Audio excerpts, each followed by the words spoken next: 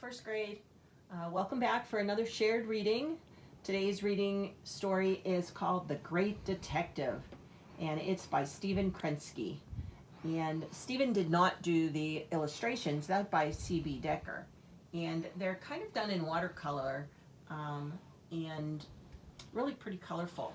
So when you open it, you can see our main characters are Jesse, Taylor, and Dad. Who do you think, though, will be the main character in the story? 3 characters, but wonder who the main character is. Taylor crouched on the floor looking through his magnifying glass. "What are you doing?" asked his sister Jessie.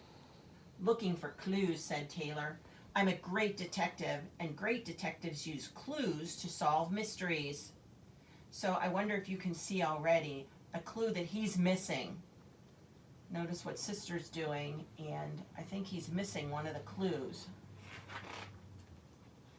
Taylor looked for fingerprints on the front door. He didn't find any.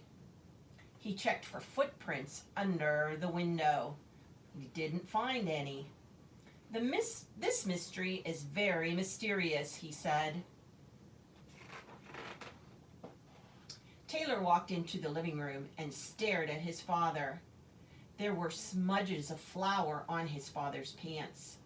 "Ah," Taylor whispered to himself, "my first clue." Taylor went into the kitchen. He saw a messy little pile of sugar on the counter. "Aha," he said again, "my second clue." Can you see any other clues in this picture that maybe Taylor is still missing?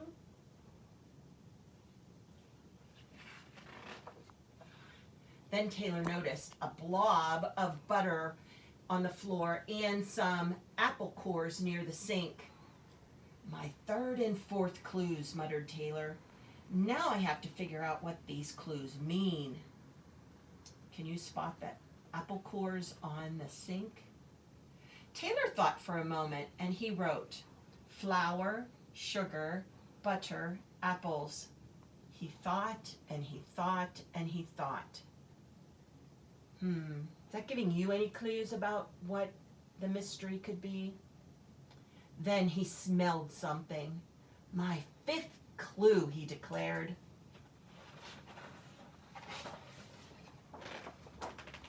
A wonderful smell was coming from the oven.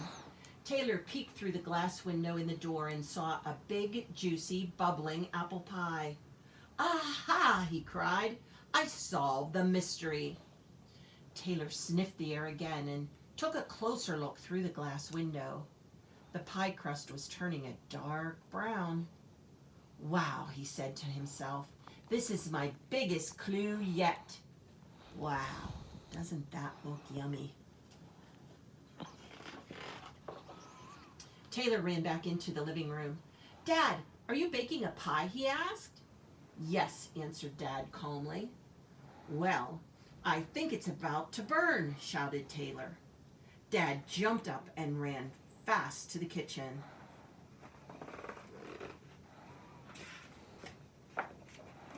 "I got the pie out just in time," Dad said happily. "Taylor, you saved the day." Taylor just smiled and said, "Of course. That's what great detectives do." And later he got his reward. What do you think his reward will be? Pokemon cards? A king hat? A big piece of juicy apple pie. Yum. And here's his list of clues again. Flour, sugar, butter, apples. Case solved. Check. So the author's note that Stephen Krensky wrote for this story is, "All great detectives I know have a keen eye for clues, and they're curious about everyone and everything. Most of all, they never give up until a mystery is solved." I want to go back now because I don't know if you noticed in this story, if it's clear enough, that there were some different colors in the print in this story. See if you can notice why Stephen Krensky decided as he was writing to change the color in the print. So here's some black right here, And then do you notice there's like a tannish color right here and then red right here? I'm thinking about that. Why do you think Stephen put these in different colors? What do you think? Let's turn to the next page. This page, black, black, and red.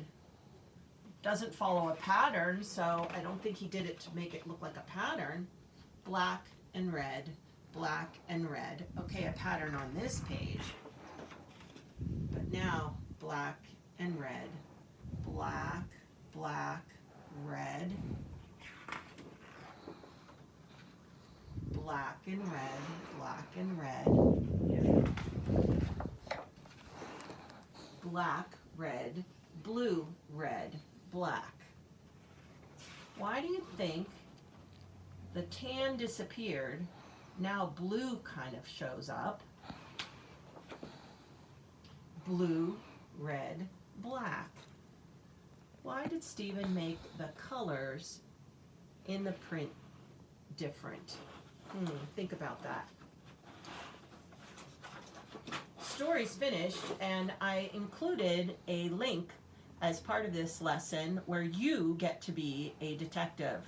It's a beautiful spring day, and today is the first day of spring, so hopefully you get a chance to go outside and be a detective like Taylor was.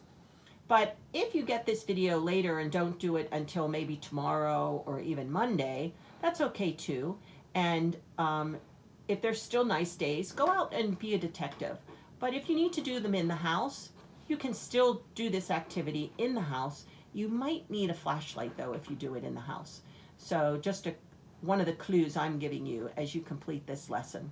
So I hope you enjoyed this story, and we'll see you for another day for another great story.